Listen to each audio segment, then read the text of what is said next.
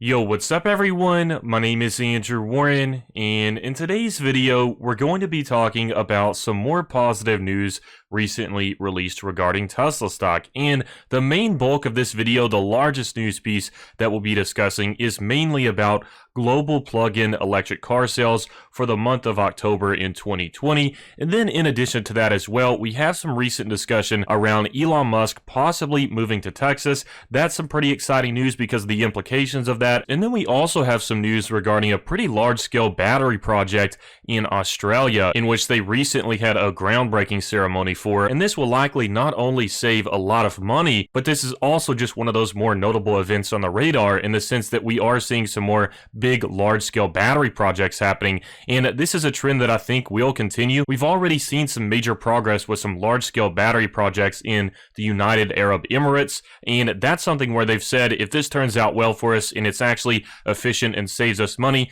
we will consider doing future large-scale projects like this, like I said, if this is successful. So the battery scale project in Australia is just another one of those things that can give Tesla credibility if it ends up saving a lot of money, being efficient, and of course being sustainable energy, which it very likely will. Then it could be adopted much more as Tesla begins to gain even more credibility with that. But starting off with this video, as always, let's just address the current share price for Tesla stock because this is Sunday night right now, just a few hours away from when the market starts moving at 4 a.m. So just to take a look at this before we start to see some action, as you can see, we are currently at a share value of $598.98. In the normal market hours on Friday, we had a plus 0.95% gain. That's plus $5.06 added onto the share price. And then in the after hours, we just have a measly minus 0.01% drop. That's minus 6 cents off of the share price.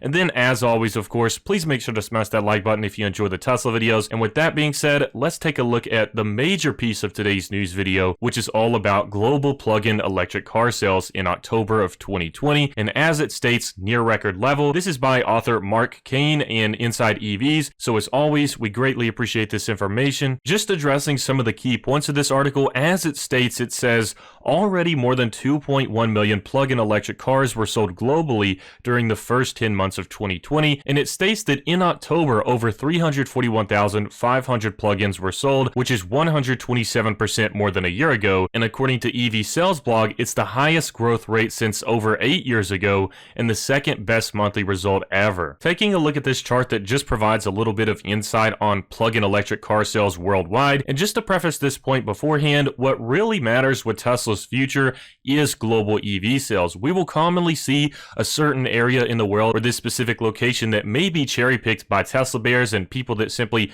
don't believe in the company. This is something that we've seen in the past with Europe and certain locations across the world. But as we know, Europe is starting to see a little bit more progress with exports coming from the Shanghai Gigafactory in China. And then we also, of course, have the Berlin, Germany Gigafactory, which is seeing a lot of progress right now as well, which is going to take care of that market and the demand that's coming from that area. But as I stated, global Tesla sales is really what matters in terms of all of these statistics, not just specifically what Tesla is doing in this certain location. Yes, that could kind of give a little insight as to what market needs to be tapped in the future, but in general, if we're looking at this in comparison to all of the quote competitors out there, then what really matters is the global EV sales for Tesla in comparison to the global EV sales of a lot of these others out there. But as you can see, just taking a look at October and September, pretty similar in terms of the 2020 sales. October is just a slight bit under the September date, but as you can see, just comparing September and October to the rest of the months this year, we have seen almost around a doubling even for some of the highest months, and especially if we compare it to previous years. By the way, the different color bars that we see, those all represent different years. So blue is 2016, white is 2017, green is 2018, red is 2019, and yellow is 2020. We do have the year 2019 being a little bit similar and sometimes over the sales for the year of 2020. So keep in mind, this chart here is not just specific to Tesla, but it kind of does give us an idea of the numbers in comparison to previous years and even previous months this year. But one of the main reasons that we see 2020 being less than 2019 in terms of sales for some of these months is that obvious answer because of the Rona. It has had a huge impact on not only just the EV market, but the vehicle market in general worldwide. So the reason that 2019 sales globally has been above some of the 2020 sales for a few of the earlier months is because of the Rona. Keep in mind there was a lot more major restrictions earlier this year compared to now, like how we're seeing in August, September, October. There's a very big difference between 2020 and 2019. In America, at least with Tesla, we know that there's not really a huge restriction on these factories anymore, like we saw with Fremont earlier this year. So we do see a big difference between this 2020 and 2019 dates. Like I said, this is a global EV sales chart, but getting down to the data which really matters, which is the #1 seller out of this chart and for October as well. As you can see, the Tesla Model 3 has once again taken first place for not only October, but also for year to date as well. The year to date is totally dominated pretty much everything else. If we take a look at second place, which is the Renault Zoe, that's 74,124, whereas the Tesla Model 3 is at 260,927 units. And so there's a really big difference between first place and second place. But if you compare second place to third place to fourth place, there's not really as wide of a gap. And that's really interesting because there was also a recent rank list regarding the effectiveness and performance with the autopilot technology, and it was comparing the Tesla Model 3 to a bunch of different vehicles on the chart. Some of them were BMW, and then we had different brands as well. And this was a study done in China, and it's similar to this consistency that we're seeing here. It was very different metrics. Like I said, it was judging the autopilot systems based on certain conditions, such as like the different categories of weather, and in certain scenarios that it would perform well. But I'm stating this because even on that rank list in this China study, the Tesla Model 3 was kind of similar to what we're seeing right here, with a huge gap between first place and second place, with the first place being the Tesla Model 3, with second place being a different model and a different brand for this autopilot technology study. And it's basically what we're seeing right here. Although it's very different metrics and very different statistics, it is similar in the sense that the #1 place compared to the #2 place, there was a wide gap in between the numbers. Whereas if you look at like the second, third, fourth, and fifth place, they're very similar. So what we kind of see is a total domination with the Tesla Model 3, with not only for EV sales for year to date, but with that autopilot technology study in China that was done. So that's actually really interesting. Even though these are completely different statistics and based on different characteristics, we're still seeing the Tesla sort of dominating. But if we're not taking a look at the year to date, as you can see, the Renault Zoe hit second place once again at 9,987 units. As I stated, the Model 3 was at 22,755 for October. But if we take a look right here, this was actually the second best performer in terms of sales for October, which was the Wuling Hongguang Mini EV. That actually sold at a pretty close number to the Tesla Model 3 in October at 20,631 units. However, something to really take in mind here is the fact that this is a much cheaper vehicle than the Tesla Model 3. That kind of gets into that area of affordability where people will simply just prioritize a cheap car over one that costs a bit more. Now, as we know with the Teslas, you're going to pay a little bit more, but you're also going to be paying for some of the best EV qualities out there that exist right now in terms of battery technology, software, features, autonomous capabilities, and things like that. I just took a look at this one on the Wikipedia page since I wasn't very familiar with this, but I believe it said the cost on this ranged from like the minimum cost of like $4,600 some dollars, and then the maxed out version of this would be like $5,600 US dollars. And it's actually China's cheapest EV, I believe. At least that's what I saw on the Wikipedia page. So we're talking about a very huge price difference right here, which is what makes this number not very surprising when we're talking about a Tesla Model 3 starting at around $38,000. And here's another EV right here that's around like $5,600 maxed out. And if you compare the maxed out Model 3 to this maxed out version here, there's a huge price difference. So that's something to keep in mind as well. And then just taking a look at the Tesla Model Y at fourth place already for the year to date. Keep in mind, this is ordered by year to date, not by the October numbers. So with the Model Y, it's already at 52,294 unit sales, and that's just barely under this really cheap one so far.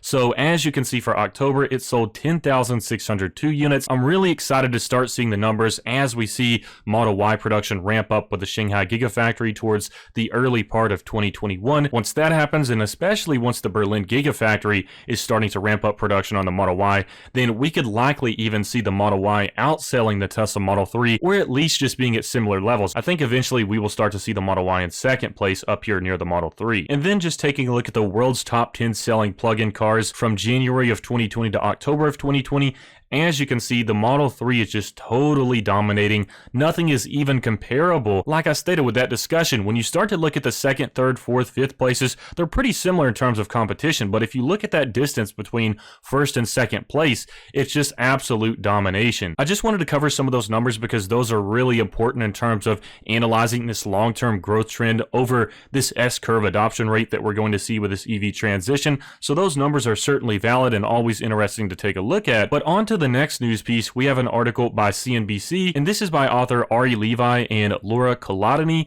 And as always, we greatly appreciate this information. And the article title states, Tesla CEO Elon Musk has told friends and associates he plans to move to Texas. And just taking a look at the key points of this article, I'll leave it linked in the description below for you all to check out for yourself. But this is really the information that matters right here. As it states, it says, Musk said in May that he was selling all his houses and then proceeded to list his California properties. Friends and associates say he's told them he's moving, although there's no record of a change in residence yet. And then it continues stating, Elon Musk's pay package from 2018 means he's getting significant stock rewards based on Tesla's market cap increases and hitting financial targets. And then it continues, Texas has no state income tax, while California's is the highest in the country. Those are basically the key points of that article right there, and I really would not be surprised if this is actually what's happening. I think this is likely what's occurring, and we already know with his tweets over the past years, he's not the biggest fan of the way things are done in California, especially with them trying to shut down his factory and pretty much targeting him specifically. And he's already talked about his wants to leave California in terms of Tesla's headquarters, and with the Tesla Gigafactory being an enormous location, it would honestly just make sense for Elon Musk to head down there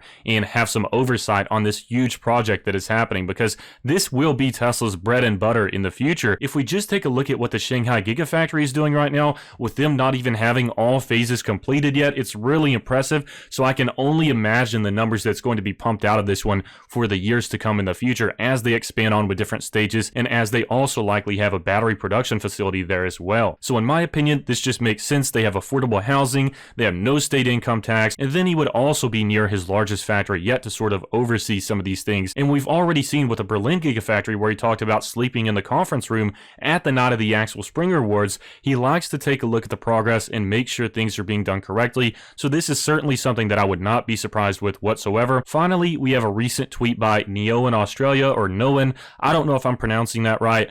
But as it states, groundbreaking ceremony for our Victorian big battery in Geelong today with Lily Ambrosio. Thanks for the help. We're rolling out our sleeves with our partner Australia Net Services to deliver a 300 megawatt Tesla battery for next summer. And getting some more insight from this big battery project in Australia, it states in the overview, the Victorian Big Battery is a 300 megawatt grid scale battery storage project in Geelong, Australia. I think it's Geelong. I actually looked it up since I mispronounced it the first time, but as it states, which will store enough energy in reserve to power over 1 million Victorian homes for half an hour. And the battery has a 250 megawatt grid service contract with AEMO under direction from the Victorian government. It will support Victoria's clean energy transition and secure reliable, affordable power to Victorians, helping the state meet its renewable energy target of 50% by 2030. So in general, I just wanted to mention this because this is just another one of those big, large-scale battery projects that we're seeing happening with Tesla. And this is something that we've seen happening worldwide, not only with just government projects, but with large companies as well. I believe even PG&E adopted a large-scale battery pack recently as well. So this is something that we're not only seeing just with government projects,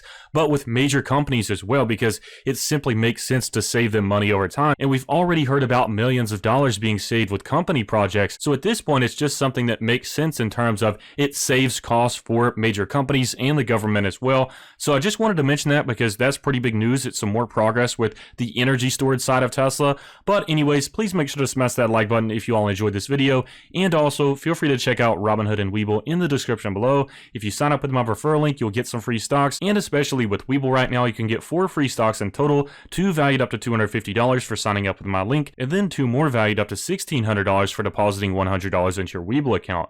So there's a lot of opportunity for some nice passive income there. And I actually took my $100 right back out after I got my free stocks. So that should work for you all as well. But I hope you all enjoyed this video, and I hope you have a fantastic rest of your week.